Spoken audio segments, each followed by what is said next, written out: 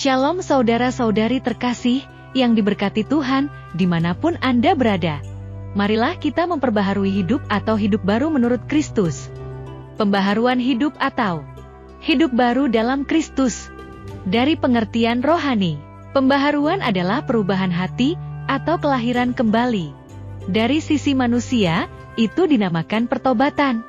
Pembaharuan dan pemberian hidup ilahi kepada jiwa. Sesungguhnya kita sebagai pengikut Kristus seharusnya memberi hidup diperbaharui. Ini seperti apa yang dikatakan Rasul Paulus dalam 2 Korintus 5 ayat 17, jadi siapa yang ada di dalam Kristus, ia adalah ciptaan baru, yang lama sudah berlalu, sesungguhnya yang baru sudah datang. Kita harus hidup dalam ciptaan baru dan menghasilkan sifat yang baru, kehidupan rohani yang baru, kemampuan berpikir yang baru.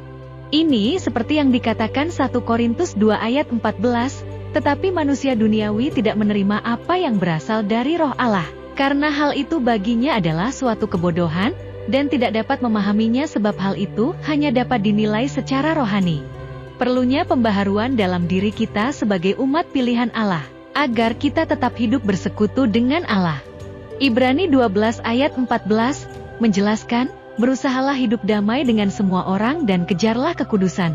Sebab tanpa kekudusan tidak seorang pun dapat melihat Tuhan. Oleh karena keadaan manusia pada zaman ini mengalami kegagalan dan kerusakan moral, maka kita harus tetap hidup dalam kekudusan dan perubahan moral.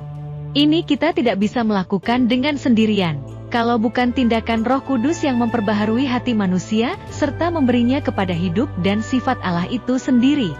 Yohanes 3 ayat 3, Yesus mengatakan, "Aku berkata kepadamu, sesungguhnya jika seorang tidak dilahirkan kembali, ia tidak dapat kerajaan Allah."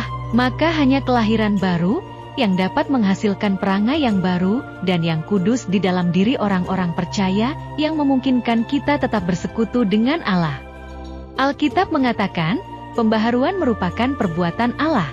Ada beberapa sarana dan perantaraan yang dipakai Allah, untuk memperbaharui kehidupan manusia. Pertama, sarana yang dipakai oleh Tuhan untuk memperbaharui umatnya. Yakobus 1 ayat 18, atas kehendaknya sendiri ia telah menjadikan kita oleh firman kebenaran, supaya kita pada tingkat tertentu menjadi anak sulung di antara semua ciptaannya. Yohanes 1 ayat 13, orang-orang yang diperanakan bukan dari darah, atau dari daging, bukan pula secara jasmani oleh keinginan seorang laki-laki, melainkan dari Allah. Maka hanya kehendak Allah kita dapat menerima dan memiliki pembaharuan hidup. Kedua, kematian dan kebangkitan Kristus merupakan sarana bagi Tuhan untuk memperbaharui manusia dengan syarat bahwa kita beriman kepada Kristus yang tersalib.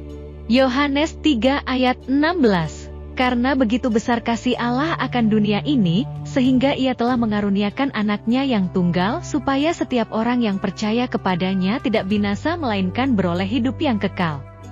Ketiga, Allah memakai sarana untuk menerima pembaharuan adalah para pelayan firman. Roma 10 ayat 15, dan bagaimana mereka dapat memberitakannya jika mereka tidak diutus, seperti ada tertulis betapa indahnya kedatangan mereka yang membawa kabar baik. Maka kita semua orang-orang yang percaya dan yang menerima pembaharuan, kita harus mengambil bagian dalam melayani firman Tuhan, sehingga kehidupan bernegara dan berbangsa memiliki pembaharuan meskipun tantangan dan hambatan yang harus diperhadapkan kepada kita. Yesus berkata Dia menyertai sampai kedatangannya. Keempat, sarana yang dipakai Allah dalam pembaharuan adalah Roh Kudus. Yohanes 3 ayat 6, apa yang dilahirkan dari daging adalah daging, dan apa yang dilahirkan oleh Roh adalah roh. Roh Kuduslah yang bekerja dan Roh Kuduslah yang melaksanakan pembaharuan itu secara efektif dan efisiens. Filipi 2 ayat 13, karena Allah lah yang mengerjakan di dalam kamu, baik kemauan maupun pekerjaan menurut kerelaannya. Ada sejumlah keuntungan bagi orang percaya yang menerima pembaharuan. Pertama, orang yang lahir dari Allah mengatasi pencobaan. 1 Yohanes 5 ayat 4, semua yang lahir dari Allah mengalahkan dunia, dan inilah kemenangan yang mengalahkan dunia. Kedua, ia mengasihi saudara-saudara yang seiman. 1 Yohanes 5 ayat 1, kita saling mengasihi, menghormati, menghargai, rukun dan penuh dengan damai sejahtera. Tuhan menyediakan kebutuhan. Matius 7 ayat 11, Ia akan memberikan yang baik kepada mereka yang hidup dalam perlindungan Tuhan, dan kita juga sebagai pewaris-pewaris Allah, yang bersama-sama dengan Yesus Kristus. Roma 8 ayat 17. Dan jika kita adalah anak, maka kita juga ahli waris yang berhak menerima janji-janji Allah.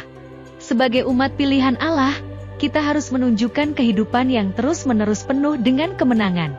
Karena orang yang diperbaharuilah, yang dapat melakukan hal-hal yang benar, baik dalam pekerjaan, pergaulan sehari-hari, dan mampu bertanggung jawab dalam segala tindakan. Sehingga, kita memiliki kasih dan penyertaan Tuhan dalam hidup kita mulai saat ini, sampai Tuhan Yesus datang kali kedua. Tuhan Yesus memberkati, amin. Sekian dan terima kasih, demikian tadi renungan tentang hidup baru. Dari renungan tadi, semoga iman kita menjadi lebih kuat. Tuhan Yesus memberkati, amin.